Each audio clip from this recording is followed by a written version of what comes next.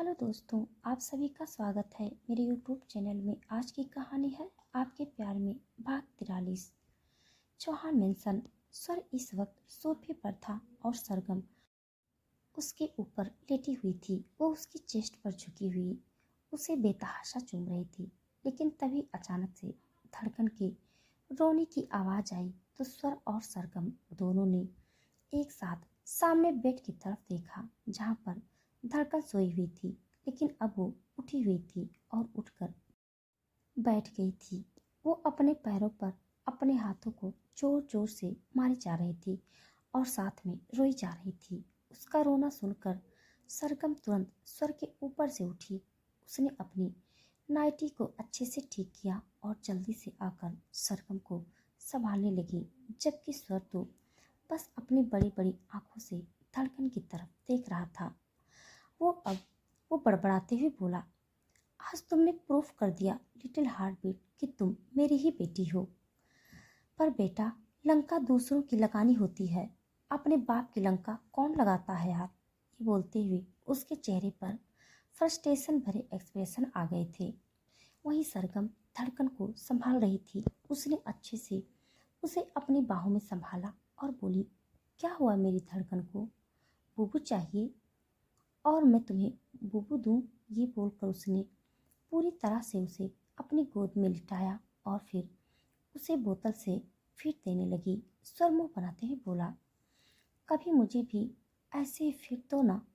सरगम तुरंत बोली, अगर आपको ऐसे फीड चाहिए थी तो पहले बता देना था चौहान साहब, मैं आपके लिए भी एक बोतल ऑर्डर कर देती। अभी तो फिलहाल इस घर में सिर्फ धड़कन की बोतल है, फिर आपकी भी लाइन लग जाती। ये बोलते हुए उसके चेहरे पर शरारती एक्सप्रेशन थे। और अब सर अपनी जगह से उठकर उसके पास आया और फिर उसके पीछे बैठकर उसकी कमर पर अपने दोनों हाथ रखते हुए बोला, मुझे बूबू तो चाहिए, लेकिन बोतल वाला नहीं बल्कि कहीं और वाला। ये बोलते हुए वो पीछे से ही सरगम के सीने पर अपनी नज़र डाल रहा था। सरगम ने तुरंत उसके कंधे पर अपना कंधा मारा और बोली, चुप हो जाइए। धड़कन अब बड़ी होने लगी है, उसे हमारी बातें समझ आने लगी है, इसलिए अब आप उसके सामने ऐसा वैसा कुछ मत कहा कीजिए। उसकी बात पर सर उसे घूर घूर कर देख रहा था। सरगम ने धड़कन को दूध पिलाते हुए ही उसे नीचे बिस्तर पर लिटाया और खुद उसके बगल में लेट गई। तकरीबन 5 मिनट बाद धड़कन गहरी नींद में जा चुकी थी, लेकिन उसकी नींद में जाने से पहले सरगम खुद सो गई थी और उसका हाथ जो बोतल पर था वो दुढ़क कर पीछे की तरफ हो गया था। और अब स्वर ने धड़कन की बोतल को पकड़ा हुआ था, जो लगभग से खाली हो चुकी थी। वो अपनी दोनों लिटिल और बिग हार्ट बीट की तरफ देखते हुए बोला, वैसे तो तुम दोनों ढंग से कुछ करते नहीं हो, किसी काम ही नहीं हो, लेकिन मुझे परेशान कैसे करना है ये तुम दोनों को बहुत अच्छी तरह से पता है। एक नंबर की निकम्मियाँ हो तुम दोनों।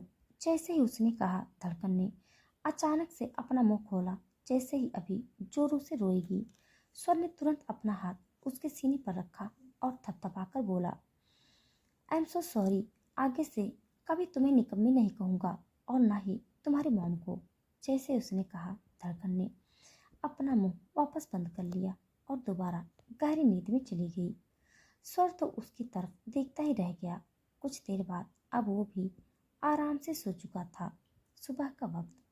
आज चौहान मेंशन में सबका एनर्जी लेवल काफ़ी ज़्यादा हाई था, क्योंकि आज स्वर और सरगम की एंगेजमेंट होने वाली थी। स्वर आज ऑफिस नहीं जा रहा था।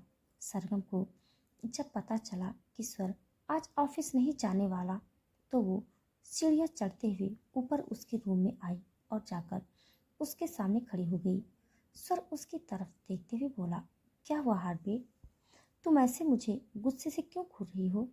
सरगम गुस्से से मुंह बनाते हुए बोली, ये मैं क्या सुन रही हूँ चौहान साहब? स्वर तुरंत बोला, गुस्सा तो ऐसे कर रही हूँ जैसे मेरा कोई एक्स्ट्रा मटेरियल अफेयर सुनकर आई हो। मेरे तो अभी तक शादी नहीं हुई, तो एक्स्ट्रा मटेरियल अफेयर तो हो ही नहीं सकता। तुम ये बताओ, तुम सुनकर क्या आई हो? सरगम ने उसकी टी शर्ट को कसकर मुट्ठी में पकड़ा और बोली, एक्स्ट्रा मैटेरियल अफेयर तो मैं आपका भी शुरू करवाती हूँ। पहले आप मुझे ये बताइए कि आप ऑफिस क्यों नहीं जा रहे? सर उसे हैरानी भरी नज़रों से देखते हुए बोला, अपनी इंगेजमेंट पर ऑफिस कौन जाता है? सरगम दांत पीसते हुए बोली, जिन लोगों को अपने बिजनेस से प्यार होता है वो लोग जाते हैं। जिन लोगों का ध्यान अपने बिजनेस पर होता है वो लोग जाते हैं। लेकिन आपका ध्यान तो भी बिजनेस पर नहीं है और आप अपने बिजनेस से शायद प्यार भी नहीं करते। अगर ऐसा ही चलता रहा ना तो किसी दिन हम रोड पर आ जाएंगे चौहान साहब। ये बोलकर वो वहाँ से दूसरी तरफ घूमने लगी। पीछे से स्वर ने उसे अपनी बाहों में कसकर पकड़ लिया और बोला, फिर क्या है? अगर रोड पर आ भी गई तो वहाँ पर भी मैं तुम्हें अच्छे से प्यार करूँगा। रूम में तो हम काफ़ी रोमांस कर चुके हैं, अब मुझे लगता है हमें रोड पर रोमांस ट्राई करना चाहिए। उसकी बात सुनकर सरगम के फ्रस्ट्रेशन भरी एक गहरी सांस ली और फिर उसके हाथों को अपने पेट से हटाकर गुस्से से उसकी तरफ देखते हुए बोली, आपका कुछ नहीं हो सकता चौहान साहब, लेकिन अगर आपको ये लग रहा है कि रात तक आप बिल्कुल फ्री रहेंगे और मुझे परेशान करते रहेंगे तो भूल जाइए। अब मुझे पता चल गया है कि आप ऑफिस नहीं जाने वाले हैं, तो मैं इस रूम में अब आऊँगी ही नहीं। अब हमारी मुलाकात सीधा शाम को होगी, वो भी इंगेजमेंट के फंक्शन पर। अब जाइए और जाकर रोड रोमांस की तैयारियां कीजिए। ये बोलकर उसने स्वर को धक्का दिया और फिर वहाँ से जाने लगी। स्वर ने जल्दी से उसका हाथ पकड़कर उसे रोका और बोला, तुम्हें नहीं लगता तुम कुछ ज़्यादा ही खड़ूस होती जा रही हो? कल रात ही तुमने धड़कन को जानबूझकर हमारे पास सुलाया ताकि मैं तुमसे रोमांस ना कर सकूं, और अब मैंने स्पेशली तुम्हारे लिए ऑफिस से ऑफ लिया है तो तुम्हें इससे भी प्रॉब्लम हो रही है। ऐसे तो मैं कभी तुम्हारे साथ रोमांस ही नहीं कर पाऊंगा। क्या सच में तुम्हारा मेरे साथ रोमांस करने का मूड नहीं है? कहीं ऐसा तो नहीं है तुम्हारे साथ ज़बरदस्ती कर रहा हूँ? ज़बरदस्ती तुम्हारे साथ शादी कर रहा हूँ? तुम्हारा तो मेरे साथ शादी करने का कोई मूड भी नहीं है। उसकी बात पर सरगम ने बस उसे मुस्कुराते हुए देख रही थी और उसकी तरफ से जवाब न पाकर स्वर को अब सच में गुस्सा आ रहा था। अगले ही पल सरगम उसकी तरफ देखते हुए बोली, उस दीवार पर हमारा फोटो कोलाज अच्छा लगेगा ना चौहान साहब? उसकी बात पर स्वर ने पलटकर पीछे की तरफ देखा, जिस दीवार की तरफ देखने का सरगम ने उसे इशारा किया था। अगले ही पल उसे सरगम अपनी बाहों से छूटती हुई महसूस हुई। स्वर ने उसे जल्दी से पकड़ना चाहा, लेकिन सरगम ने अपना अंगूठा दिखाकर उसे चिढ़ाया और बोली, अब मैं आपके पास इंगेजमेंट के बाद ही आऊँगी चौहान साहब। और हाँ, अपने दिल से यह गलतफहमी निकाल दीजिए कि मैं इस शादी को करने के मूड में नहीं हूँ। इतना तो आप मूड में नहीं हैं जितनी ज़्यादा मैं मूड में हूँ। ये बोलकर उसने बड़ी ही अदा से अपने लोअर लिप को हल्का सा अपने दांतों के अंदर दबाया और फिर तुरंत वहाँ से बाहर की तरफ भाग गई। सर तो बस उसकी तरफ देखता ही रह गया और सरगम ने भी झूठ नहीं कहा था। उसने कहा था कि वो पूरे दिन स्वर के पास नहीं आएगी और सच में वो पूरा दिन स्वर के पास नहीं आई। उनका मिलन बस सुबह के ब्रेकफास्ट और दोपहर के लंच पर हुआ था। स्वर ने तो बड़े हथकंडे अपनाए, लेकिन सरगम उसके हाथ आई ही नहीं। कभी वो अंबिका के पास जाकर बैठ जाती तो कभी कृपा जी के पास और कभी धड़कन उन दोनों के बीच की दूरियां बढ़ाने का काम करती, जैसे उसे डर लग रहा हो कि कहीं स्वर सरगम को कच्चा ही न खा जाए। इसीलिए वो बेचारी अपनी मम्मा को बचाने की कोशिश कर रही थी। और अब रात के तकरीबन 8 बजे स्वर अपने रूम में रेडी हो रहा था। वो सरगम को देखने के लिए बेसब्र हुए जा रहा था, इसीलिए उसने 2-3 बार सरगम को वीडियो कॉल कर दिया था। इस वक्त सरगम अंबिका के रूम में थी और वो वहीं पर रेडी हो रही थी। स्वर के पास रेडी होकर वो कोई रिस्क नहीं लेना चाहती थी, इसलिए उसने रेडी होने के लिए भी अंबिका का रूम सिलेक्ट किया। और अब लगभग से 15-20 मिनट बाद स्वर सीढ़ियाँ उतरते हुए नीचे की तरफ आया। उसकी नज़र सीधा अंबिका के रूम में गई। वो गुस्से से मुंह बनाते हुए बोला, अब तो तुम्हें मेरे पास आना ही होगा हार्टबीट। और जितना तुमने मुझे अब दिन में परेशान किया है ना, इंगेजमेंट पार्टी ओवर होने दो। अगर मैंने तुम्हें उससे डबल ट्रिपल परेशान नहीं किया तो मैं भी तुम्हारा चौहान साहब नहीं। ये बोलते हुए उसके चेहरे पर एकदम खलनायक वाले एक्सप्रेशन थे। लेकिन अगले ही पल अंबिका के रूम का दरवाज़ा खुला और सरगम बाहर की तरफ निकली, जिसने इस वक्त रॉयल ब्लू कलर का लहंगा पहना हुआ था। बालों की 2 लटें आगे की तरफ थी जो गालों पर खेल रही थी और सीधा स्वर के सीने पर खंजर चुभा रही थी। स्वर का ध्यान कहीं और तो जा ही नहीं रहा था, वो बस उसके चेहरे की तरफ देख रहा था। सरगम ने फिलहाल अपनी नज़रों को झुकाया हुआ था। उसका वो मेकअप, उसके होठों की वो लिपस्टिक, ब्लू कलर के लहंगे में किसी डॉल की तरह घूमती हुई वो। और अंबिका ने कुछ कहा जिसे सुनकर वो हंसने लगी और उसके मोतियों की तरह चमकते हुए दांत। स्वर की हार्ट बीट तेजी से बढ़ने लगी और उसने अपने सीने पर अपना हाथ रख लिया। वो बड़ी ही अदा से बोला, उफ, ये जितना परेशान अपनी हरकतों से करती है उससे कहीं ज्यादा अपनी अदाओं से करती है। अब इन अदाओं का बदला मैं लूँ भी तो कैसे लूँ। ये बोलते हुए उसके चेहरे पर हसरत भरे एक्सप्रेशन थे और अब सरगम की नज़र भी उस पर गई। स्वर की नज़रें सरगम पर थी। वो सरगम से बदला लेने के बारे में सोच रहा था, क्योंकि सुबह से ही सरगम उसे हद से ज्यादा तड़पा रही थी।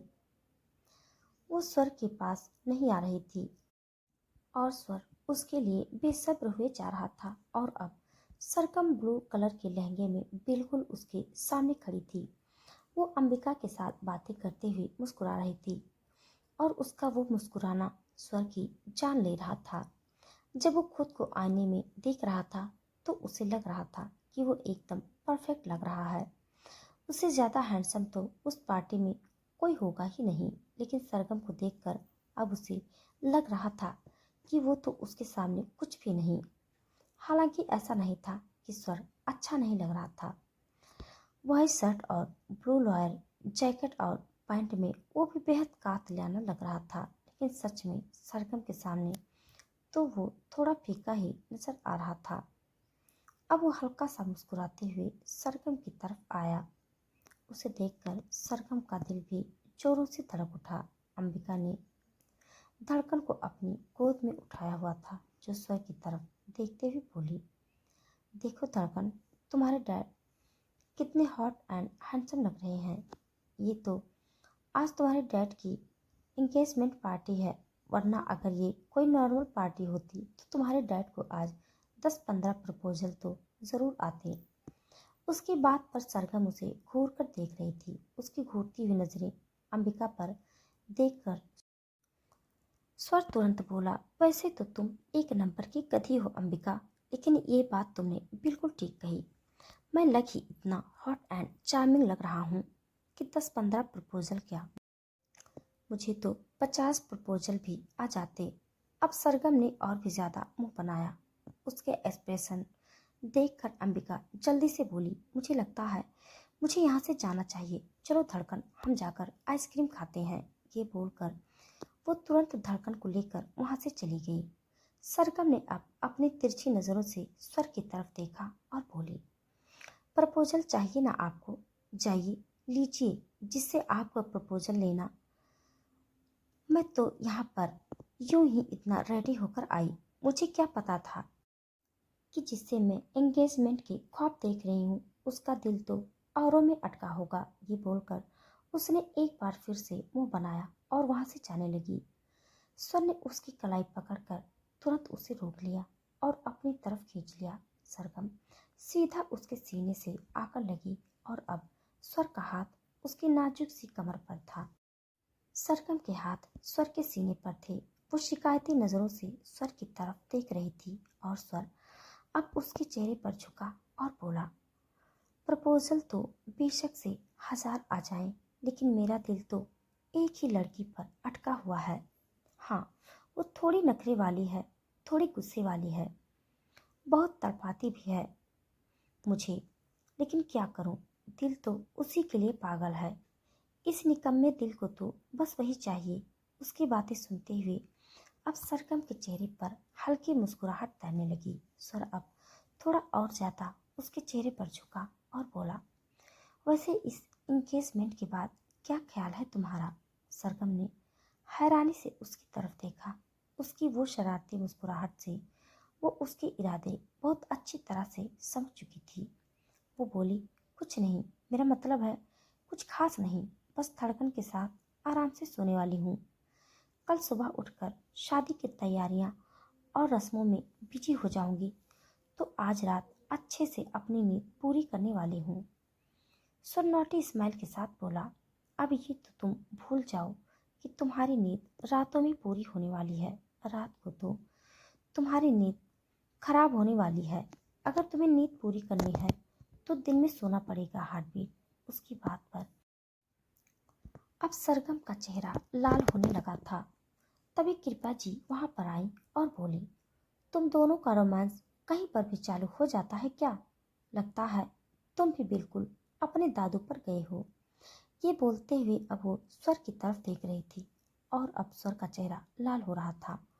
वो तुरंत एकदम कश्मीरी से बन चुका था और उसे देखकर सरगम को हंसी आ रही थी। स्वर मुंह बनाते हुए बोला, कोई रोमांस नहीं चल रहा है यहाँ, और अगर चल भी रहा है तो आपको क्या प्रॉब्लम है? आप तो चाहती है ना कि मैं पूरा चौहान मेंशन बच्चों से भर दूं, तो आपको तो खुश होना चाहिए। कृपया जी नाक सिकोड़ते हुए बोली, हाँ, मैं चाहती हूँ तुम चौहान मेंशन पूरा बच्चों से भर दो, लेकिन पहले शादी तो कर लो। और आज इस शादी के लिए एंगेजमेंट है, जाओ और जाकर दोनों एंगेजमेंट की रस्म करो। मुहूर्त का वक्त हो गया है। उसके बाद बेशक से कहीं भी जाकर कितनी भी रोमांच क्यों ना करना पड़े, मुझे कोई प्रॉब्लम नहीं। उनकी बात सुनते हुए अब सरगम और स्वर दोनों ही एक दूसरे की तरफ देख रहे थे। कृपया जी एक बार फिर से बोली, अब तुम दोनों एक दूसरे को देखते ही रहोगे या फिर स्टेज पर जाओगे भी? जैसे ही उन्होंने कहा, सामने स्टेज पर भी होस्ट ने उस दोनों के नाम भी अनाउंसमेंट की। स्वर ने सरगम का हाथ अपने हाथ में थामा और फिर उसे लेकर स्टेज की तरफ बढ़ गया। सरगम का दिल इस वक्त जोरों से धड़क रहा था। वो दोनों स्टेज पर आए। उनके आने के बाद एक सर्वेंट भी स्टेज पर आई। उसके हाथों में एक खूबसूरत सी ट्रे थी जिसमें स्वर और सरगम दोनों के लिए एंगेजमेंट रिंग रखी हुई थी। वैसे तो शादी के लिए ऑलमोस्ट ज्वेलरी सरगम और कृपा जी ने ही पसंद की थी, लेकिन ये एंगेजमेंट रिंग स्वर ने स्पेशली उन दोनों के लिए बनवाई थी, जिसमें उन दोनों की रिंग पर SS लिखा हुआ था, वो भी डायमंड के साथ, और वो डिज़ाइन बहुत रेयर था। पहले सरगम ने स्वर को रिंग पहनाई और फिर स्वर ने सरगम को। उन दोनों को रिंग पहनाते हुए देख सब लोग तालियां बजा रहे थे और वोटिंग कर रहे थे। स्वर और सरगम भी मुस्कुराते हुए एक दूसरे की तरफ देख रहे थे और पीछे रोमांटिक सा सॉन्ग चल रहा था। रिंग पहनाने के बाद स्वर ने सरगम की कमर पर अपना हाथ रखा और उसे अपने करीब खींच लिया। सरगम का हाथ स्वर के कंधे पर था, जहां उसकी वो एंगेजमेंट रिंग साफ नजर आ रही थी। और अब स्वर ने उसका हाथ अपने हाथ में थामा और फिर आगे की तरफ बढ़ते हुए मीडिया वालों के सामने किया, जिसे अब मीडिया वाले उन दोनों के हाथ की पिक्चर्स क्लिक कर रहे थे। वो एंगेजमेंट रिंग उन दोनों के हाथों में बहुत खूबसूरत लग रही थी। एंगेजमेंट की रस्म के बाद अब सब लोग स्वर और सरगम से मिलने के लिए आ रहे थे। उन्हें गिफ्ट वगैरह दे रहे थे। स्वर सरगम को सबसे मिलवा रहा था। सरगम को बड़ा ही नर्वस सा फील हो रहा था, क्योंकि अब तक तो वो यूं ही सरगम के साथ रह रही थी, लेकिन अब उन दोनों का रिश्ता ऑफिशियल हो गया था और हर कोई उसे मिसेस चौहान कहकर बुला रहा था। कुछ देर बाद दोनों यूं ही मेहमानों से मिलते रहे। सरगम की नजरें अंबिका को ढूंढ रही थी। उसे धड़कन से मिलना था और अब उसकी नजरों को इधर उधर घूमते हुए देख खुद ही अंबिका उसके पास आई।